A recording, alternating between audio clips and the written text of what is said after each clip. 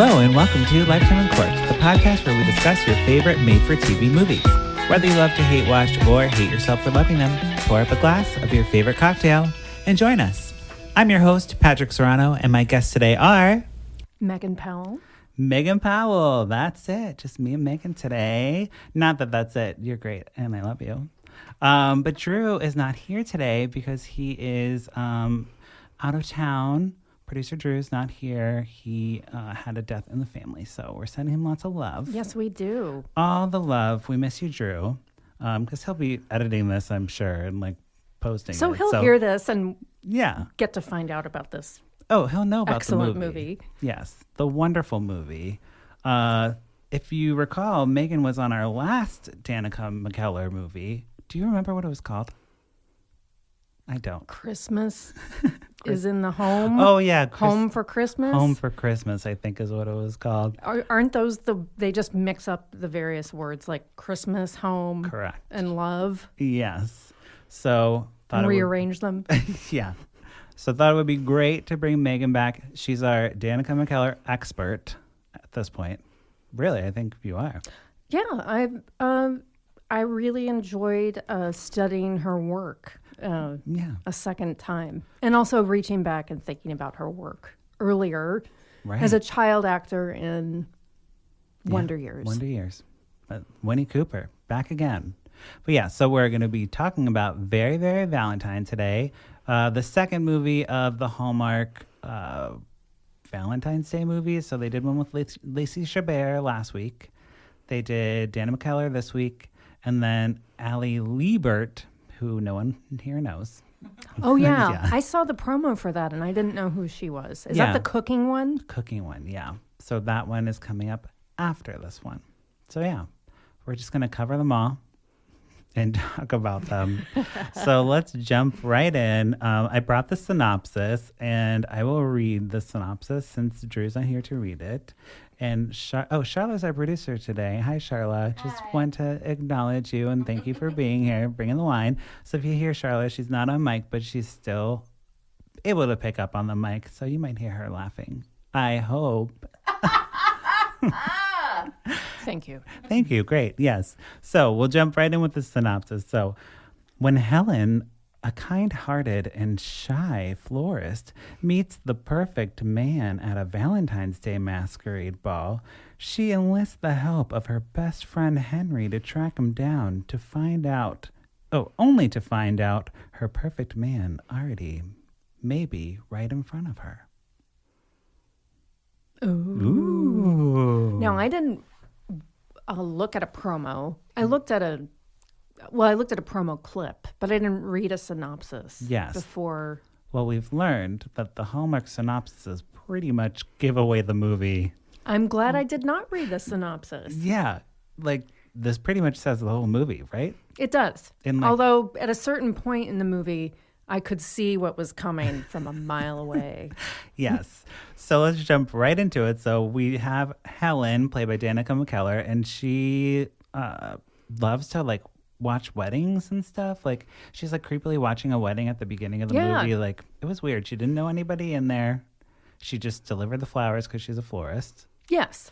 But then she stayed for the wedding. Right. But that's established her desire to maybe have a wedding of her own. Correct. So yeah, she's looking for a man, as all the Hallmark protagonists are. So she works in a flower shop with her. It's called All in Bloom.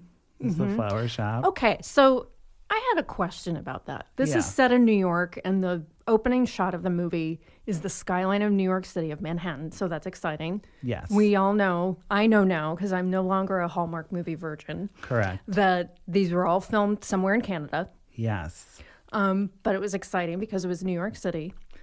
But I was wondering, after maybe the fourth outdoor exterior shot of the flower shop, where in Manhattan there is a flower shop with a yard in front. Of course. And then the yard had grass, but in another scene they're walking on packed down snow in a park. You know, it's loose. I feel like it's loose. I know. My continuity bells go off. I don't know. I feel like they were filmed for like another holiday, and then they were like, oh, well, let's just make it Valentine's, I guess. Like they were maybe starting to film it for Christmas and they couldn't finish it. So although this was very, very Valentine. This one was very, very Valentine. So yes, what is it? So she has an Aunt Carol. Who owns the shop. Okay, so she owns the shop and Helen works for the shop? Yeah. Okay. And Aunt Carol reminds me of an aunt that I have. One of my aunts. She seems very sweet. Aunt-like. She's just hanging out, giving man advice when she's like not even asking for it. Like Helen's just like, okay, there wasn't anyone at the wedding because that's like the first line of the aunt. She's like, did you meet any eligible bachelors there? Well, yeah, they dove right into it. It was like the third line of dialogue was, well, did you meet anyone there? Right. And then within 8 minutes, she had a date to a ball. Of course. Like I literally looked at the clock and I'm like, damn. You get through all the exposition. There was a lot of exposition in the first 7 minutes. Yeah. The middle, nothing happens. And then you wrap it all up in the last 10 minutes. Oh, so you're saying that's the format. That's the formula. Yeah. So yes, if you might have noticed. Well, this is my second one, but I see it now. Yeah. So we meet Henry. He's like the love interest that isn't the love interest. He's the best friend. He's her best friend, played by Cameron Mathison from some soap opera. I don't remember which one. I don't watch soap operas anymore. But it's got to be one of like five, right? There aren't a lot there's left. Not many left. I think he might have been on Days of Our Lives or Guiding Light. He's like older. Oh, okay. Soap opera. He transitioned to Hallmark probably like early 2000s. Okay. So he is just hanging out. He like brings her coffee all the time. Yeah. He's like a really good friend. Right. We don't find out though that they're like she doesn't say he's my best friend until like midway through the movie. Right. So it's kind of like explained like they went to college together to study botany. Oh yeah. And then they lost touch and then he moved to New York. Right, and now he works at the New York Botanical Gardens. Right, or in Brooklyn or something, right? Something like that. But like a botanical garden in New York that's in danger of closing. Right. Which would never happen. Running out of money. Yeah, never going to happen. The botanical gardens, isn't that like a museum or something? Exactly. Right, so it's not going to run out of money. There's enough rich people in New York to sustain at least one botanical garden. Yeah, they're not building condos over the botanical garden. No. Not going to happen. But that is what's going to happen in this movie because that creates some tension later. Spoiler alert on that. But yeah, so he is like, hey, by the way, I have this invite for this masquerade ball thing. I wrote down the name, but what is it called? Oh, I didn't write it down. It's a gala. Yeah, it was something ridiculous. So she's like, oh, but I have to like get dressed up. Oh, annual black and white gala. Yes. So not that exciting. Oh, and she can't go because she needs at least a few weeks' notice. Right. Yeah. She's like, I have to get a dress and I have to get ready. But it's like that evening. So she goes back to the store and tells her aunt and the new girl. The shop girl whose name I don't remember. Beth is her name. Beth. Okay, so Beth is super pushy throughout the movie. Yeah. And Beth really only exists for one reason that we'll get to later. Of course. And Beth is like, well, you have to go. My cousin has a boutique. Come with me. Yeah. I'll just call my cousin and get you a dress, and you're going. So no fairy godmother needed. No bibbidi-bobbidi-boo happening here. I really thought it was going to be like a Cinderella-y type. I did too, but they did not take any time with this. They hustled her ass to this boutique and put her in a dress that looked very much like a costume I saw at the Olympics opening ceremony. Oh, really? On Friday. Yeah, it was one of the gowns they like dancers wore or something. Nice. Yeah. So she gets all dressed up and she like goes to the gala, and for why she doesn't go with Henry, her friend, I don't know. Well, she does go with him. They go together, or doesn't she like look for him and she's like, "Oh, Henry, here I am." So Henry takes her. And see, you don't really know, like for at least 3/4 of the movie, how Henry really feels, because I think that, what is the actor's name? Cameron. Yeah. I think Cameron's like reached the limits of his ability to. He's pushing it. He's likable. Telegraph subtleties. Yes. About how he feels, but So he invites her to the gala. He takes her to the gala. And then his boss rushes up to him and is like, you're the curator. You've got to woo this rich guy who's the only man who can save our botanical gardens from shutting down. Yes. And I need you to do this throughout this entire ball. So he abandons Helen. Yes. But doesn't she go up to like some random guy and she's like, oh, Henry. Oh, and she's like mistakes him for Henry. Yes, because they're masked. They're all wearing masks and they're all white men. So I can see why she would have tall brunette white men. Tall brown-haired men. But yeah, so she gets mixed up and she's like, oh, you're not Henry. And he's like, no, I'm not. And then I don't really, they're like kind of like chatting about, she like notices his lapel or his, what is that called? A boutonniere. A boutonniere. She notices the boutonniere and it is a mystery rose. That is a hybrid rose that she created. Yeah, so she created a hybrid. Yeah, Charlotte. She created a hybrid rose. Charlotte, this all happens in the first 8 minutes of the movie that we find out she created a hybrid rose. And don't forget that before he invites her to the gala, Henry shows up and says, I have entered you in the Super Bowl of flower breeding. There's so much exposition that you need to name that rose you created and submit your application that I filled out for you so that you can go to the Super Bowl of flower breeding, which never isn't revisited really again. I thought that's where we were going to end, but we didn't even go to too. I thought we were going to go to Europe. Go to the flower bowl. The flower bowl. The flower bowl is what I'm calling it. So she has this unnamed rose that mystery that rose. looks like something I saw in Jewel in the florist department. It's like white and red mixed together. Yeah, that's it.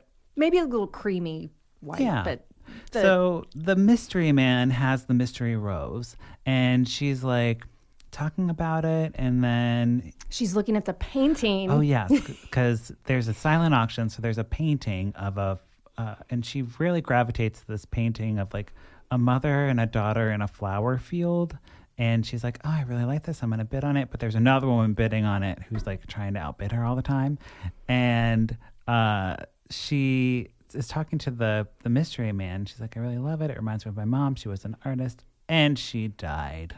When I was 10. Nice to meet you at this party. Yeah. You know? She's so like, strange. oh, this picture reminds me of my mother, and here's why. Right. Yeah. Like, that's when I would be walking away.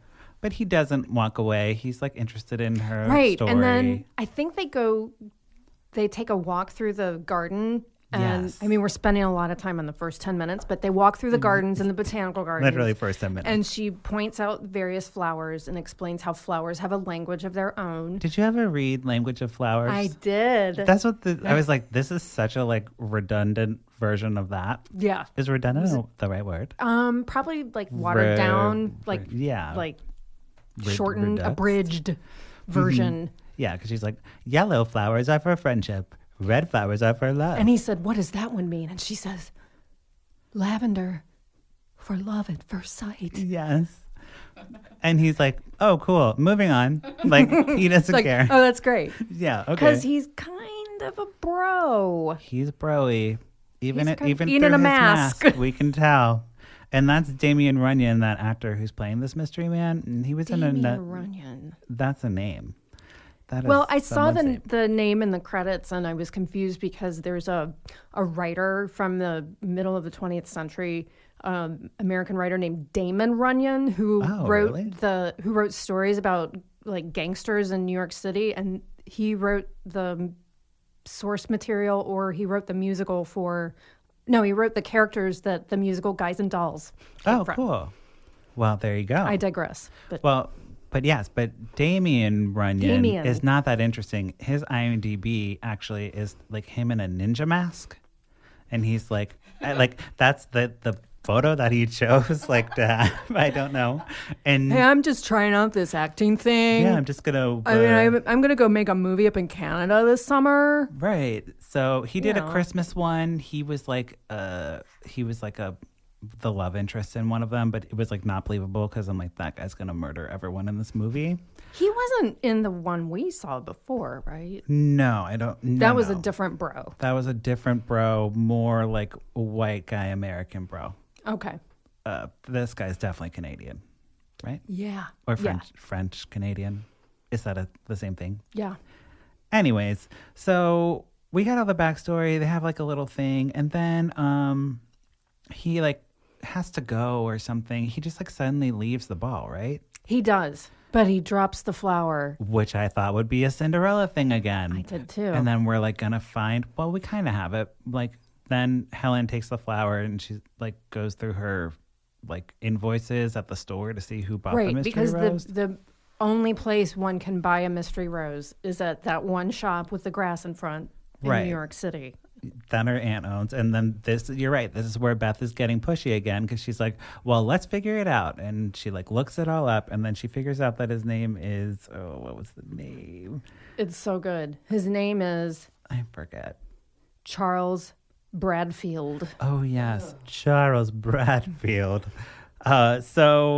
Who, by this time, once they discover who he is, which it's Henry who discovers who he is. Right.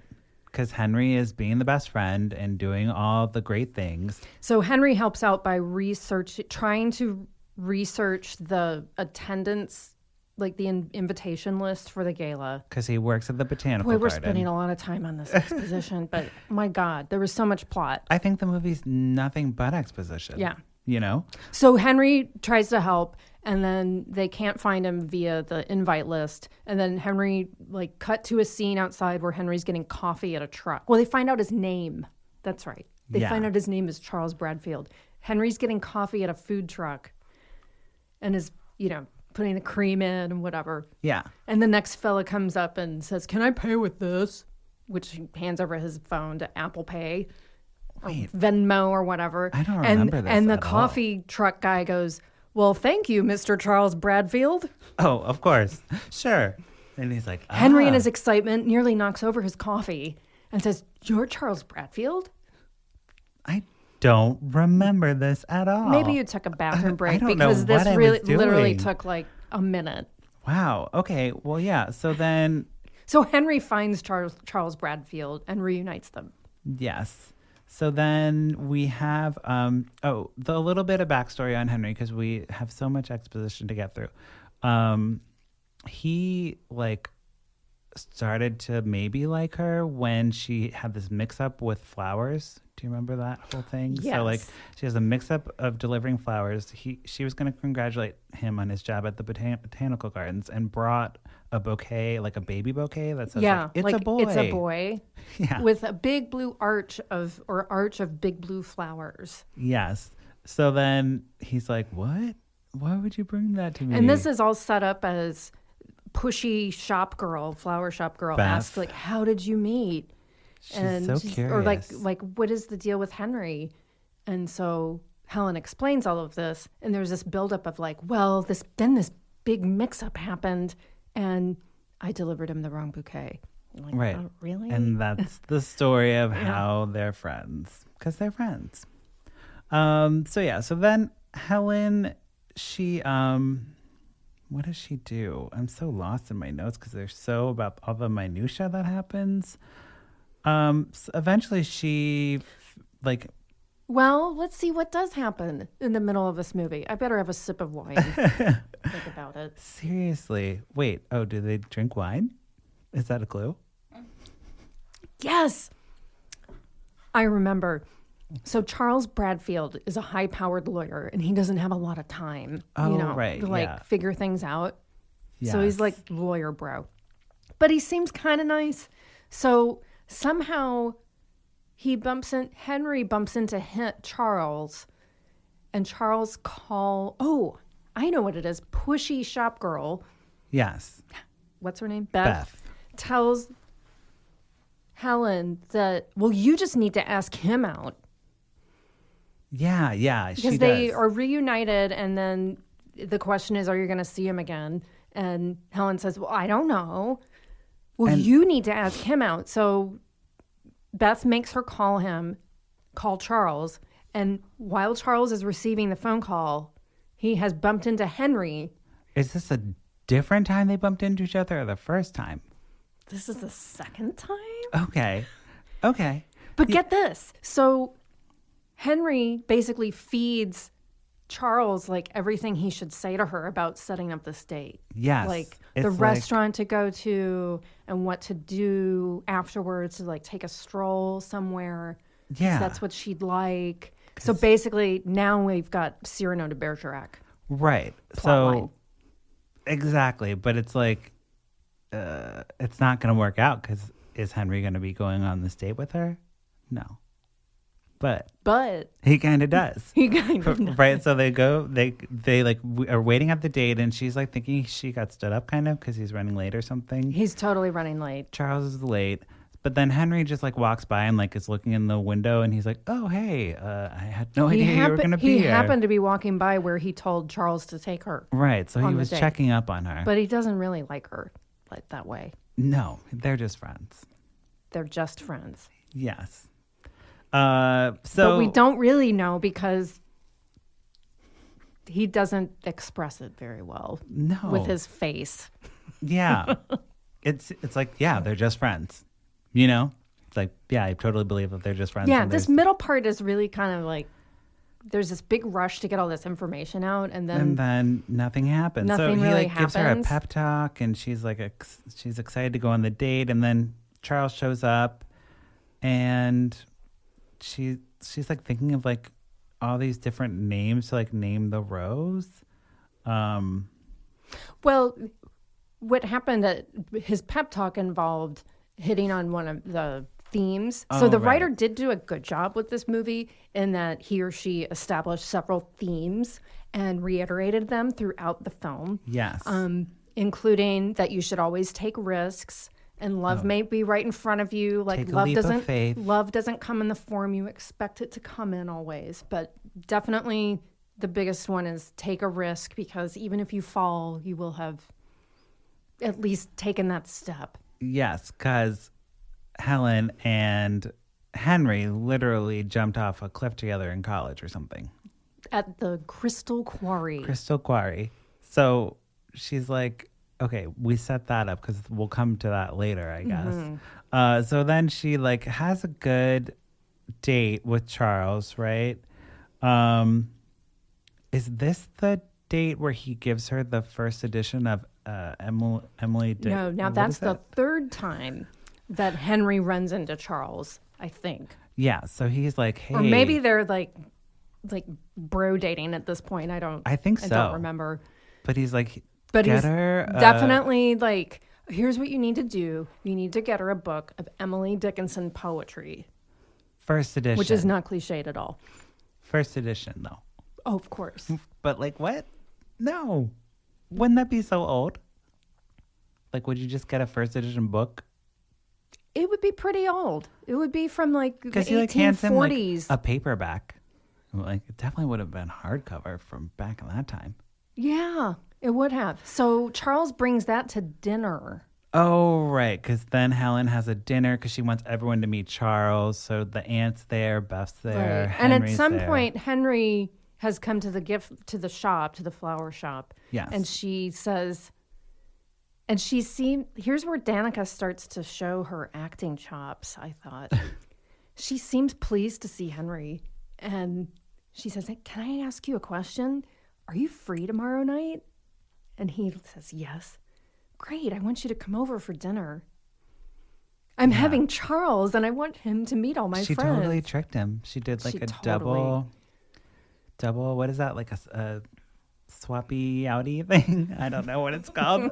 But you know what I'm saying. We're struggling we have so much information in our heads right now. So much. I mean, like, I have literally like 3 pages of notes, so... Yeah, I know. It took me a whole bus ride to reread my notes. I didn't, and I should have, because I'm like, wait, what happened? So then Beth mentions, on my 3rd page of notes, Beth mentions that she might be interested in Henry to Helen, and then Helen kind of gets like jealous and like, oh, that's cool that you would like Henry. That's fine. He's single. Yeah. Yeah, especially fine. After you've practically pushed me out the door to go out with this other guy. Right. Or meet someone else. Yeah. Beth is like, so she's like pushing this, and then she like runs into Henry at a coffee shop. Everybody runs into everyone else in the middle of New York. Not going to this coffee shop. where you see everybody you know. It's like the Cheers of coffee shops. Right. So she's like, hey, do you want to like sit down and talk? And he's like, okay, I guess. And then Helen walks by and sees them. She's like with Charles, and she's like, oh no, they're together. I'm not hungry after all. Yeah, I don't need to go to that coffee shop. So they run away, but then Beth is like, oh my God, Henry, you love Helen.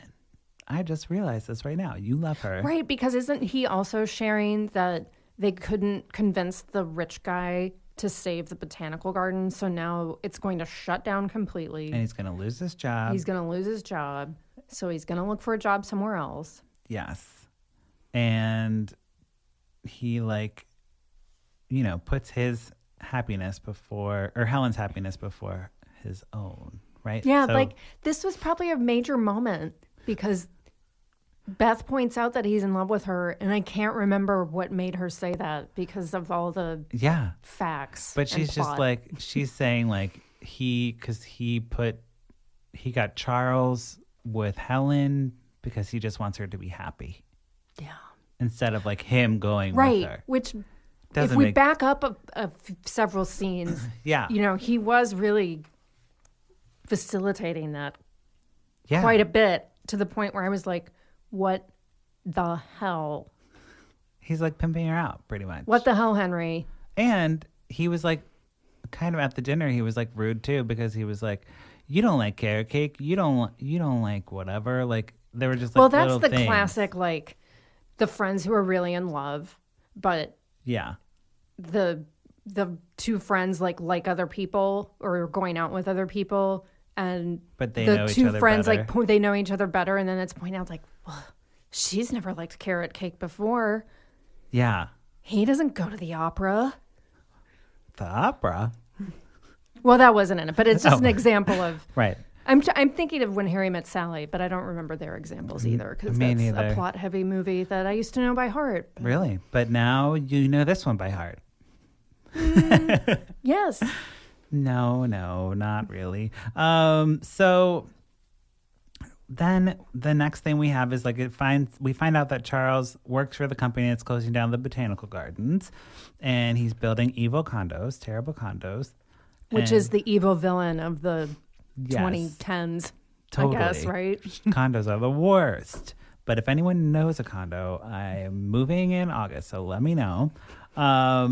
But yeah, so she is like, she runs to Henry and she's like, oh my God, the botanical gardens are closing. And he's like, yeah, I meant to tell you, but you've been so busy with Charles and blah, blah, blah. Who I pushed you into his arms. But right. Yeah. And I'm moving to Arizona.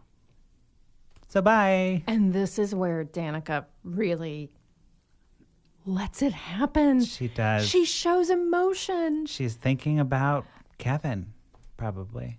Oh. Kevin McAllister. Oh, she probably is. Yeah, because she loves him. I mean, there was some genuine, like, I saw tears. We had tears. Tears. She wasn't a robot. She was not a robot this time. She had some emotion. So she's like sad, but he brings her a hot chocolate, tries to make her feel better. And, you know, she doesn't really get too upset, I guess, right? She's kind of like, well, okay. I guess you're moving. She's accepting the fact. Accepting, ready to move on. Plus, it's Valentine's Day, which they established multiple times is the busiest day of the year in the flower biz. Very busy. So busy. They can't handle it. They can't handle it. That's why they got Beth. Exactly. They had to hire her for the busy season. Although she did kind of bitch about the fact that they're also busy during Mother's Day. Yeah. That's your job, Beth. I know. You should just make the Maybe bouquets. You should be happy to have a job. Yeah. I would be happy to have a job working with flowers. Really? I would. I love flowers. I could take them or leave them. They're fine. Really? Yeah, they're okay. I don't know. I don't care. I don't care about flowers. So yes. Then they say goodbye, and Helen's like looking for a sign that she made the right choice, right? Because she's like feeling weird about it. She's feeling on the fence, and she's like still dating Charles at this point, or did she like break up with him? No, she's still with him. But she needs a sign. Yeah, which is also, it's a convenient time in the plot to have a sign happen to help her figure out what to do. So the sign, Because when you ask for a sign in a Hallmark movie, you'll get a sign right away. It's like having a gun on stage in a play. It will be shot. It must go off. So the sign, I'm looking to see what it is. I think I remember what it is. What is it? Well, a big package arrives. Oh, yes. And Aunt, what's her name? Carol.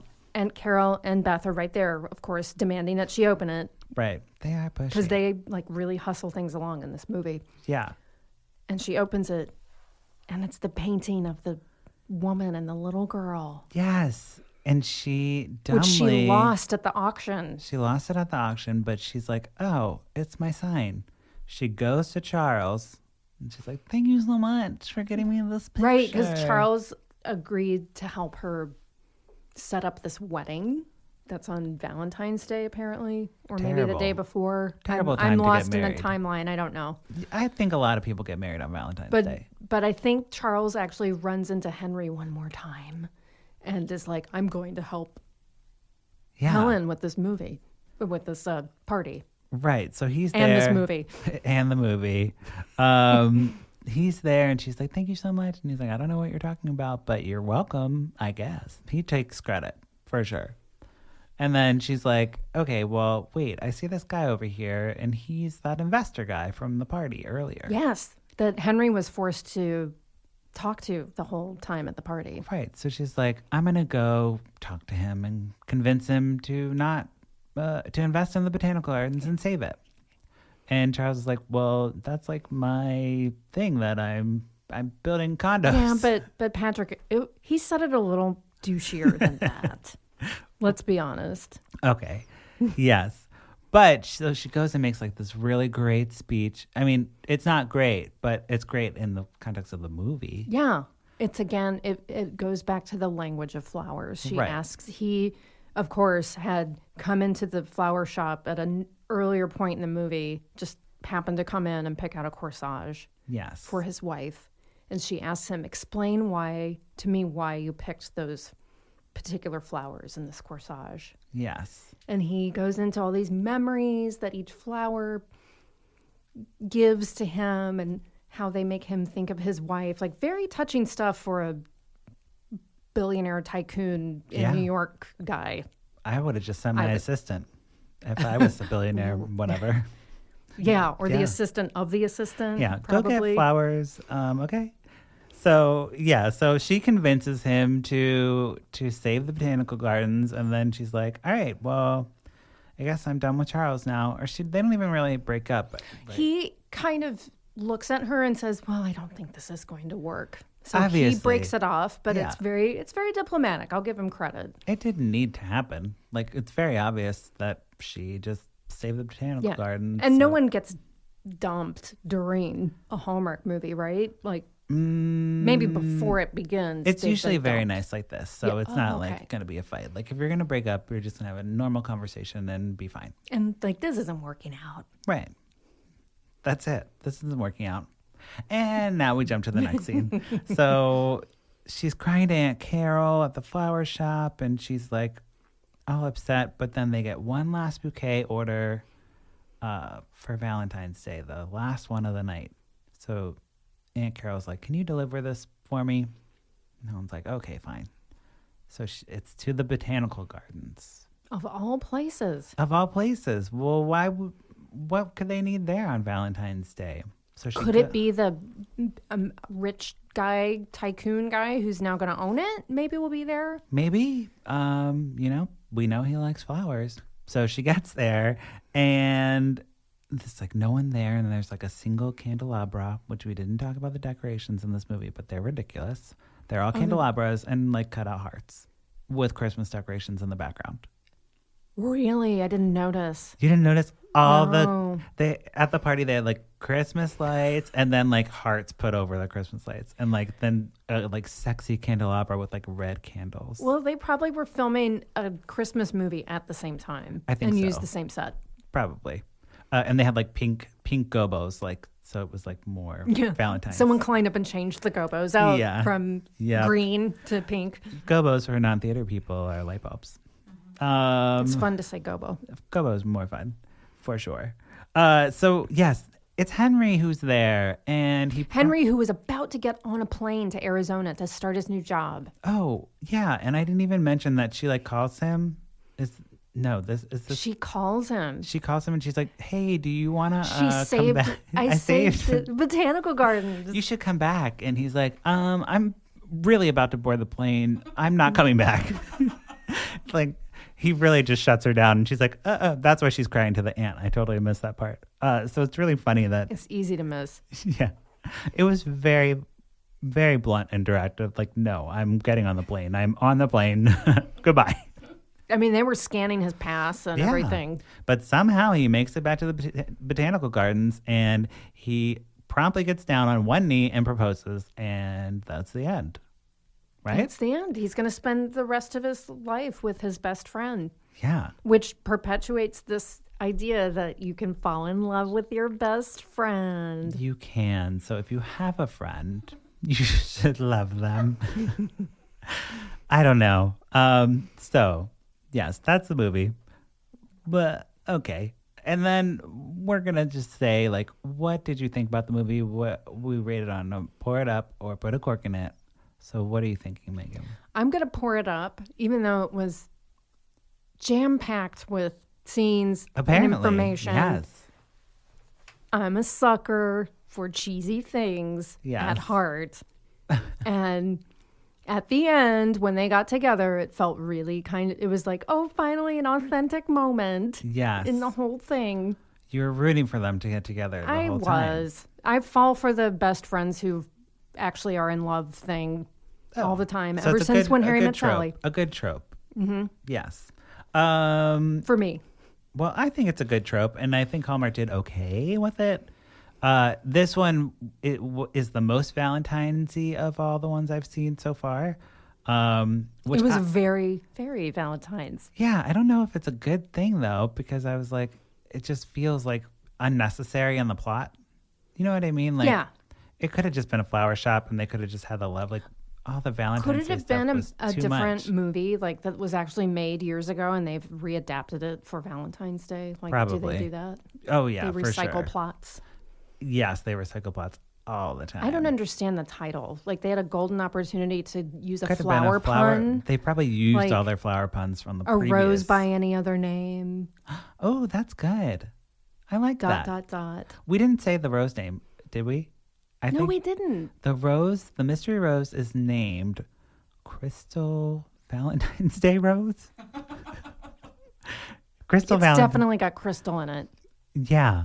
After the cliff they jumped off of in college at a quarry. They were going swimming. The Crystal Quarry, Crystal Rose. Makes sense. But this movie did not make too much sense to me, obviously, because I'm very confused recapping it. So I'm going to have to put a cork in it because, they did fine acting-wise, but, it was just so much plottiness. And, you knew that the friends were going to get together. Totally. I would have had some, better obstacles. So, yeah, put a cork in it for me.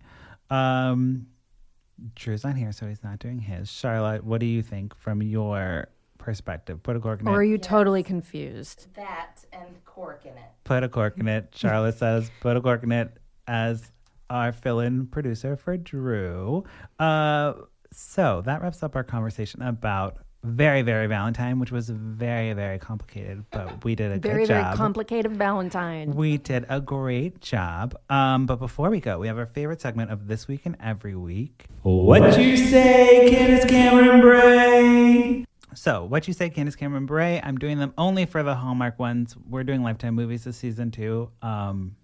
But is she not affiliated with Lifetime? She's not affiliated with Lifetime. She did some movies back in the day. She did that one with with Fred Savage where he was abusive to her. Do you remember that one? No. It was awesome. He was roided out.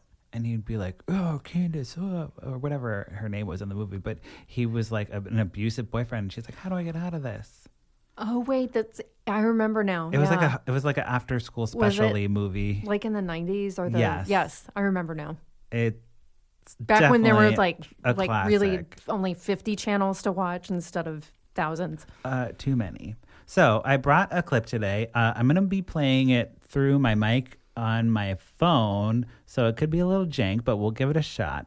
So here's Candace talking about her life. Okay, and I want to do this and play a slideshow. Okay, here we go. I'm so tired. I'm almost delirious, but I don't know if I should eat or go to the gym. Eat or go to the gym. Eat or go to the gym. I don't know. By the way, listening to that last post, I finally realized people always tell me I have some kind of accent, which is not a California accent. And I don't know where I picked it up along the way, but it's totally Minnesota. Yeah. I was going to say the same thing about her accent. A Minnesotan accent? Definitely not. Totally. A totally I can't do it. Totally Minnesotan. Yeah, so Candace, she's still going to the gym, still trying to get fit. That's like her life. But like everyone else in January. Yeah, she does go to the gym, by the way. She doesn't eat because there was another story after that. So yeah, she does not eat. I don't think she eats ever. I think she just works out all the time. Well, she does have to be on TV. And she did like a story where she was just doing push-ups for 10 stories. It was very strange. She's strange. Fitness Instagrams drive me crazy. Yeah. No. I don't. I go there for cats and she's food. an actress. She should be posting on set or whatever. I don't really need to. Although I did like that clip of Britney working out that you shared, working out to her own song. Britney Spears working out to her own music, doing the craziest moves. So is badass. Amazing. I love it. Yeah, check her out on Twitter. Britney Spears is hilarious. Yes. So I believe that wraps up our conversation for today. Megan, thank you so much. Thank you. And I enjoyed it. Good. I'm glad. Thank you, Charla, for being here. She's clapping very quietly. But thank you, listeners, for checking back in with Lifetime Uncorked. We watch these movies so you don't have to, but if you do, we'd love to hear from you. You can check us out on Instagram, Twitter, Facebook at Lifetime Uncorked, or visit our website, lifetimeuncorked.com. Don't forget to rate and review us on iTunes. Okay, that's it. Bye. Bye.